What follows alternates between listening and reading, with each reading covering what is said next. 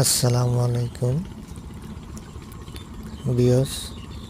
আমি এখন আছি সখীপুর তারাবুনিয়া লঞ্চ ঘাটে পাশে। এই পদ্মা নদীর একটা শাখা এটা। এই পদ্মা নদীর শাখাটা চলে গেছে চাঁদপুরে এদিক দিয়া। ওই দেখতেছেন একটা নৌকা আসতেছে, তারা স্বামী স্ত্রী ওপার থেকে গরুর ঘাস কেটে নিয়ে আসলো। এলাকাটা বেশ ভালোই লাগলো আমার কাছে, ঘুরে ঘুরে দেখলাম। রিভার ভিউগুলো অনেক সুন্দর, দেখলে মন ভরে যায়। যারা নদীর পাড়ে আছে তারা অনেক সুখ শান্তিতেই আছে।